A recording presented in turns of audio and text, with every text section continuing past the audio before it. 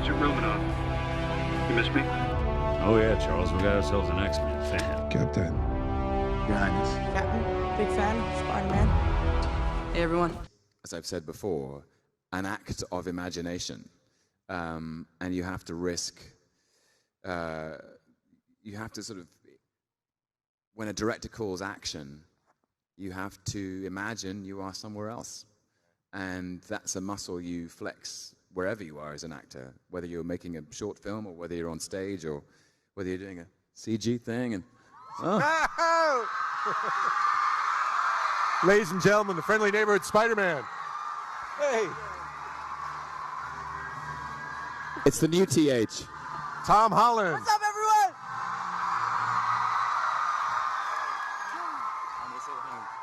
Hello, Tom. What you have now is what's known as TH squared. We got Tom and Tom. So I just finished my day, and I saw you on stage, so I thought I'd come and join you. Thanks, buddy. You're just glad Anthony Mackie's not here. Yeah. He got so much grief last night. No, it was all fun and games. It got a little bit hairy at one point, but it was all fun and games. So it's all good. Mackie and I are still friends. He's a great guy. He's a great guy. You should have seen it. They were giving him a hard time, but lovingly. Oh, this is a thing this goes way back, right? To Civil War? It goes way back. I don't know where it came from. And it was funny because the first time I ever saw any Mackie and Sebastian hate towards me, I thought it was real.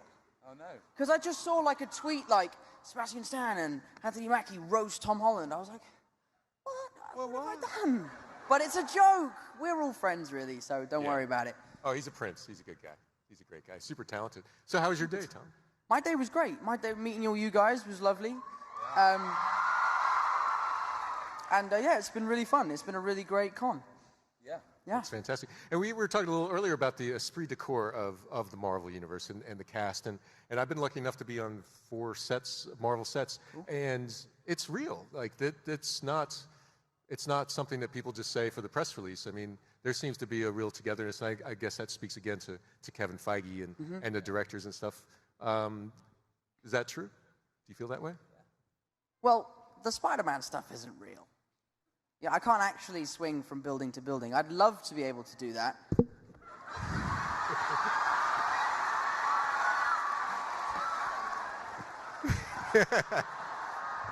Well, I've seen you do I thought it was real. I've seen you do backflips. I mean, there's elements of it that are real, and some of the stuff that our stunt doubles do is incredible. I don't know if you guys remember from Spider-Man Homecoming, there's a scene where Spider-Man is thrown into a school bus, and then the shocker punches it, and it flips. Now, my stunt double, Dave, who we call Crash Dummy Dave, because he was just so tough, literally stood inside of a school bus, no pads on, nothing, and they just flipped it. I think it was 7 times it span on this special rig, and he just ping-balled around, and then he came out, and we were like, "Are you okay?" And he's like, "Do you want to do it again?" That's your funeral, dude. Go ahead. No, I was saying the friendships are real, not the special. Friendships are real. The esprit de corps. Right, yeah, they're super real. Everyone's great friends, you know. I mean, these guys have been there since the beginning, so there's this sort of foundation, this family that was sort of started, was built, and then the family tree is just growing and growing and growing. Yeah. So I'm like the grandchild. Yeah. And you're like the grandfather. Oh, that's nice. I'll take it. Tom, what do you think is, villains are so key. If you look at the history of film, we look at Darth Vader, we look at Terminator, all the villains are who we remember in movies, the Joker. What do you think is so great about Loki? Why is it that Loki's been able to hold Everything. so much? Do you know, I was saying this to Tom the other day. We were on the same flight out here. I don't think there is a villain out there that is as beloved as Loki. You know? I mean, Darth Vader wouldn't give as good an interview, would he? He's not fun. It'd be so boring. He's not fun at all, and that asthma thing. Yeah. It's distracting. Take away the mic. But no, I think Loki, has had such a, of all the characters, maybe one of the most interesting arcs because his arc changes so quickly. You know, you never know. Even I didn't know. Well, I know I don't know a lot. I didn't know either. But no, it's an amazing character that's evolved so much through the years. And, I mean, your scene in Avengers, man, that really got me big time. It was a sad one.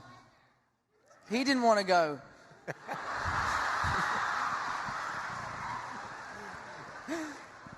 He did go, at least he went for the head, though.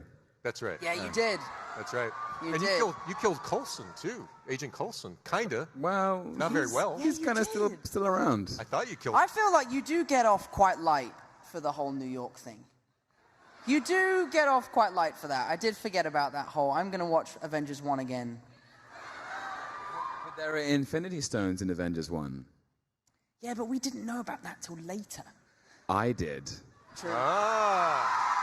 True. Was the first time we see Thanos... Put it this way. If post-credits Loki hadn't come down to Earth in Avengers 1, there would have been no reason for the Avengers to assemble. And if you go back to the comic books, Avengers #1, 1962, Loki he tricks the Hulk into attacking a train, and the other heroes gather to capture the Hulk. Loki's the catalyst that creates the Avengers. So But when also, you are kind of talking about, like, attacking New York, dropping a nuke. Like, we could have done without that, I He's guess. got his bad days. Was I gonna? I don't know. No, but a question. So, the first ever time we see Thanos, Yeah. in the Post-credits. post-credit scene, is that Josh? Yes. It is. Yeah, so yeah. way from the beginning, they knew that he was... Yeah. God, he must have been chomping at the bit by the time they got to filming his film. I know, he's Can you sitting there. imagine? Waiting in the You've wings. been casted in a film 10 years later, you're like, when am I going to shoot this thing? No wonder he was so tough to beat. Yeah, I mean, he's been training. There was a fascinating question, I guess an obvious question I didn't think of when Josh was on Colbert. He says, you know, all I'm doing is culling the herd. I'm thinning. There's all these resources. The universe is too full, so I just cut the population in half. I'm a good guy. And Colbert says, well, you know, you could have just doubled the resources.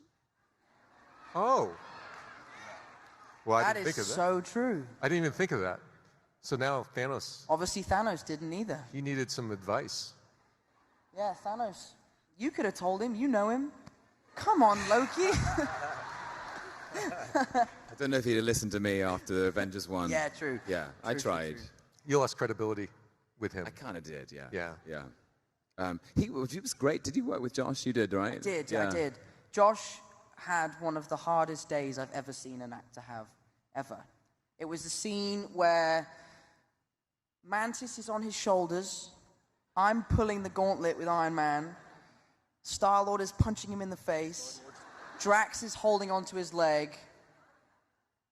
And Nebula is... And Chris, And Star-Lord's just yakking he's away. just shouting in his face, and he's delivering this like monologue, which is super difficult. And he was doing it in a raspy voice to try and like do the whole Mantis mind thing. And he has to wear this like, it's like how would you describe it? It's like an American football pad thing. I don't know what you call those, but it's huge. A shoulder pad. A shoulder pad. This is the shoulder. This bit Shoulder. here. Pad goes And on then top. there's Makes the sense. pad, Makes yeah. sense. So yeah, he's wearing his big shoulder pads, and then he wears a helmet with a tennis ball and a picture of Thanos. And then he has all of us like hanging off of him, pulling and pushing, and he's delivering this monologue, and we did it, I think, for 2 days. Sounds like Comic-Con. Yeah. Yeah. Know the history of it, especially recent decades. When you were hanging with Keaton, did you have to say, so, Gotham City, how was that? Oh, absolutely. Yeah, I mean, that's an Yeah. There's a great scene, it's not in the movie, it's cut short, where I carry the Vulture out of the flames, where he nearly died, so I rescue him. And I lay him down on the sand, and he says, I think the line was, why did you save me? And I'm like, because I'm Spider-Man. And then he goes, yeah, but I'm Batman.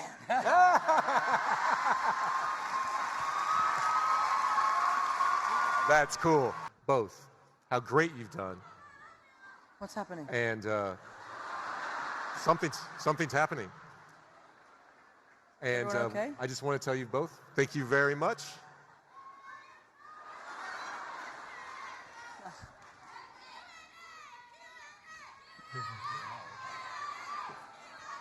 Well, I think we're done. I think we're done. We could do a few questions. no Why not? I would love. Nice questions. We have no microphones out there, so it's we were told no Q&A. Thank you so much. Guys, ladies and gentlemen, Tom Hiddleston, the amazing Tom Holland.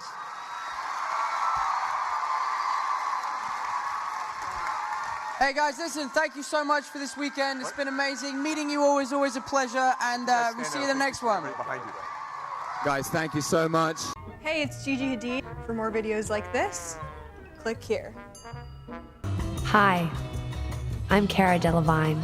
Please don't forget to subscribe by clicking this button right here. Boop. Thanks for watching.